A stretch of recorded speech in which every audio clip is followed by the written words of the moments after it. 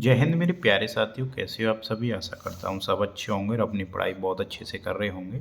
तो आज का टॉपिक लिया है मैंने आरपीएफ कांस्टेबल में जो आपका एग्ज़ाम होने वाला है आरपीएफ कांस्टेबल का। अभी आपको पता होगा उसकी एग्ज़ाम डेट वगैरह आ चुकी है। सबसे पहले मैं आप लोगों को बता दूँ पदों के बारे में, आपको जानकारी होगी कि ओनली 4660 पद हैं, ठीक है। और आपको इन्हीं पदों के लिए अभी जो परीक्षा है 2 मार्च से 20 मार्च तक देनी है, ठीक है। आप लोगों ने देख लिया होगा एग्ज़ाम डेट वगैरह आ चुकी है। जिन बच्चों ने अपना आरपीएफ कांस्टेबल में फॉर्म डाला है उसके लिए ये वीडियो बहुत ज़्यादा इम्पोर्टेंट होने वाली है। अगर आप लोगों को सिलेक्शन पक्का करना है तो कैसे करना है, इस टाइम पे आपके पास कितना टाइम है। और सबसे पहली चीज़ तो ये है पॉजिटिव थिंकिंग रखनी है। ये मैंने वर्ड इसीलिए लिख रखा है पॉजिटिव वाला कि आप पदों को देख के ये सोच रहे हो कि हमारा सिलेक्शन नहीं होगा, कम वैकेंसी हैं।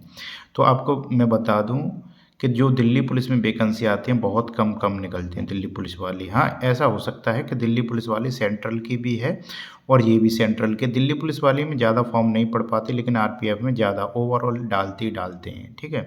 लेकिन दिल्ली पुलिस वाले में आसपास के ज़्यादा से ज़्यादा 4 या 6 स्टेट राज्य वाले बच्चे डालते हैं ज़्यादा, लेकिन आरपीएफ में सारे फॉर्म डालते हैं। फॉर्म वगैरह तो आप लोगों को पता होगा, बहुत सारे फॉर्म पड़ चुके हैं, ठीक है। उसको ज़्यादा डिटेल में बताऊंगा तो आप परेशान हो जाओगे, ठीक है। हमें केवल एक वैकेंसी चाहिए, उसके लिए अगर आप लोगों ने अच्छी मेहनत कर रखी है तो आपको सिलेक्शन ज़रूर होगा, ठीक है।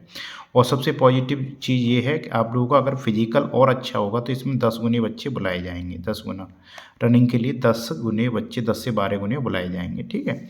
तो सबसे पहले हम पदों पे, उसके बाद में अभी आपको पता होगा एग्ज़ाम डेट 2 से 20 मार्च के बीच में है, ठीक है। सिलेक्शन कैसे पक्का होगा, सबसे पहले हम चलते हैं कितना टाइम बचा है अब हमारे पास, ठीक है। अगर मैं टाइम की बात करूं 18 फरवरी आज हो चुकी है और 2 मार्च से आपके पेपर स्टार्ट है। जिस बच्चे का 2 मार्च का पेपर है उसके लिए मैं बताने जा रहा हूं कि अगर आपका 2 मार्च का पेपर है और 18 तारीख आज हो चुकी है तो केवल और केवल आपके पास 12 दिन है।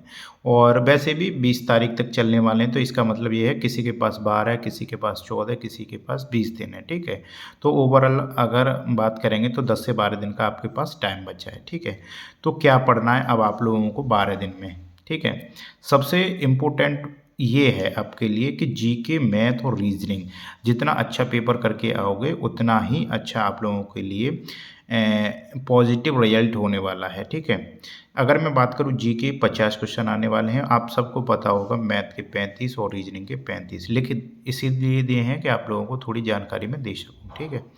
अगर मैं ओवरऑल सबसे पहले जीके में आएंगे तो जीके में बात करेंगे हम कैसे क्या क्या पढ़ना है। अब हमें 10 से 12 दिन में क्या पढ़ें क्या नहीं पढ़ें जिससे हम आप लोगों का सिलेक्शन हो जाए, ठीक है।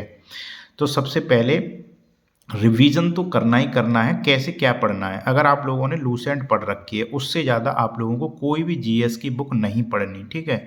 सबसे ज़्यादा इसमें जो जीके वाले क्वेश्चन आते हैं वन लाइनर वाले आते हैं, ठीक है।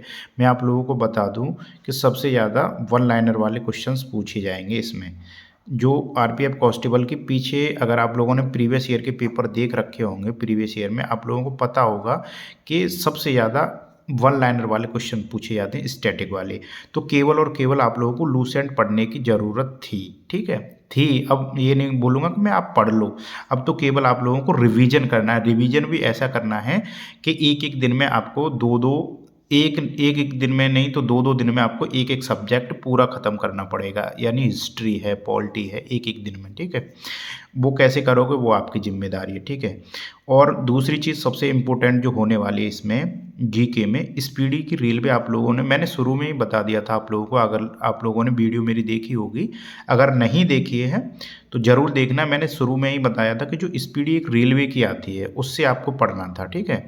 बहुत सारे बच्चे हमसे जुड़े हुए हैं शुरू से, उन्होंने पढ़ा भी होगा। तो जो स्पीडी मैंने आप लोगों को बताई थी तो इससे आप लोगों को क्विक रिवीजन करना है बहुत ज़्यादा।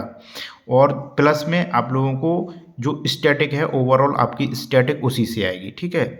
जितने भी क्वेश्चन आएंगे उसी से आने वाले हैं। अगर मैं बात करूं करंट अफेयर की, करंट के 10 से 12 क्वेश्चन होने वाले हैं। तो उसके लिए मैंने आप लोगों को जो हर एग्ज़ाम के लिए बताता हूं, स्पीडी वाली करंट अफेयर भी आती है, स्पीडी की करंट अफेयर भी आती है। उससे आप लोग अभी 6 मंथ की पुरानी ले लो, यानी जो आपकी 6 मंथ तो नहीं मिल पाएगी अभी। आप ऐसा करना कि जो जुलाई जुलाई 2024 से और आपके दिसंबर तक 2024 तक हो, उसे पढ़ के जाना, उससे आप लोगों के क्वेश्चंस बन जाएंगे। ठीक है, अगर देख सको तो आप जनवरी का करंट जरूर देख जाना। ठीक है, एक बार जनवरी का करंट जो आपका 2025 वाला है उसे जरूर देख जाना। ठीक है, और अगर मैं बात करूं सबसे ज़्यादा, अगर जीएस में आप लोगों को करंट 6 महीने के अंदर ही मिल जाएगी। ठीक है, अगर नहीं मिले, और हाँ एक चीज़ और आप लोगों को याद रखना है कि करंट के कम से कम 12 क्वेश्चन होने वाले हैं। कितने क्वेश्चन होने वाले हैं? 12। ठीक है, अगर मैं सबसे पहले बात करूं स्टैटिक की, तो स्टैटिक में अगर आप लोगों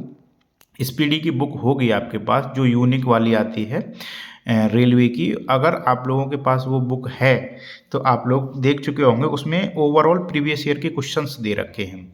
जितने भी क्वेश्चंस निकल चुके हैं, चाहे आरपीएफ का हो, चाहे ग्रुप डी का हो, चाहे किसी का भी हो, तो उससे आपकी जीएस का मतलब है जनरल साइंस आपकी बहुत अच्छी हो जाएगी उससे। ठीक है, अगर मैं बात करूँ इधर मैथ की तरफ, मैथ में आपको डेली रिवीजन तो करना ही करना है, साथ में क्या करना है, ऑल चैप्टर का आपको मिक्स क्वेश्चनों का प्रैक्टिस सेट लगाना है। ऑल चैप्टर का मिक्स क्वेश्चन के अगर आप लोग लगाओगे, जब आप सिलेक्शन आपका जब होगा जब आप 35 में से 35 करके आओगे। ठीक है, मैथ में ऑप्शन है ही नहीं, 34 का भी ऑप्शन नहीं है। ठीक है भाई, अगर रीजनिंग का भी सेम फंडा है तो रीजनिंग में भी 35 क्वेश्चन आने वाले हैं, तो आपको 35 में से 35 ही इसमें करके आने पड़ेंगे। ठीक है भाई, 34 का तो कोई मतलब है ही नहीं। ठीक है, अगर एक आध क्वेश्चन गलत हो जाता है तो कोई दिक्कत नहीं होगी ऐसी, लेकिन मेरा कहने का मतलब ये है, आपको अगर 100% सिलेक्शन चाहिए तो आपको 35 में 35 और यहाँ भी 35 में 35 करके आने ही हैं।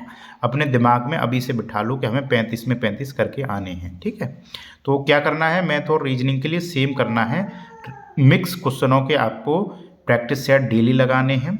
सेम इसका भी करना है, मिक्स क्वेश्चन हो गया। अगर नहीं मिलते हैं तो आपको सबसे जो मैंने लिख रखा है डेली, अब एक प्रैक्टिस सेट नहीं, आपको डेली 2 प्रैक्टिस सेट लगाने हैं। इस बात पे आप लोग बहुत ज़्यादा जोर देना कि अगर आप लोग डेली 2 प्रैक्टिस सेट लगाते हो, आपका मैथ और रीजनिंग बहुत स्ट्रांग हो जाएगा। ठीक है, मैथ और रीजनिंग अगर आप लोगों का स्ट्रांग हो गया, अगर आप 35 में 35 70 में से अगर यहाँ पे आप 67 या फिर 66 क्वेश्चन कर गए तो आपका 110% सिलेक्शन होगा। ठीक है, 110%। आप जीएस में 50 में से अगर आप लोग 35 भी कर देते हो तो आपका सिलेक्शन 110% हो जाएगा, क्योंकि बहुत क्वेश्चन बन जाएंगे। ठीक है भाई, तो इसीलिए मैं बोल रहा हूँ आपको, स्पेशली उसी बच्चे का सिलेक्शन होगा जो मैथ और रीजनिंग में बहुत ज़्यादा अच्छा होगा। ठीक है भाई, मैथ और रीजनिंग में 67 या 66 क्वेश्चन वही बच्चा करके आएगा जो बहुत सारी प्रैक्टिस कर रखी है। तो डेली आप लोगों को 2 प्रैक्टिस सेट लगाने ही लगाने हैं अब। ठीक है, अगर यहीं पे बात करूँ मैं जीएस की, अब जैसे आप लोग देख रहे होंगे कि जैसे मैथ और रीजनिंग और जीके और जीएस का एनालिसिस आप लोगों को डेली करना है। जैसे आप लोग प्रैक्टिस सेट लगाओगे तो उसका एनालिसिस करना है कि मैथ में ये क्वेश्चन कैसे गलत हो गया, कि रीजनिंग में ये क्वेश्चन पयल वगैरह तो नहीं आती है, मतलब छोटे छोटे क्वेश्चन आते हैं, ज़्यादा तो नहीं आएंगे, क्योंकि टाइम भी बहुत कम होता है और क्वेश्चन का मतलब ज़्यादा क्वेश्चन भी बहुत आते हैं, 120 क्वेश्चन बहुत हो जाते हैं। ठीक है, दिमाग के लिए, क्योंकि 35 मैथ और 35 रीजनिंग, तो दोनों में 70 क्वेश्चन बहुत हो जाते हैं। ठीक है भाई, अगर मैं जीके और जीएस के लिए बात करूं तो इसके लिए भी आपको एनालिसिस आप लोग करके चलोगे प्रैक्टिस सेट से, तो जो क्वेश्चन आपको आते हैं वो क्वेश्चन गलत नहीं करने हैं।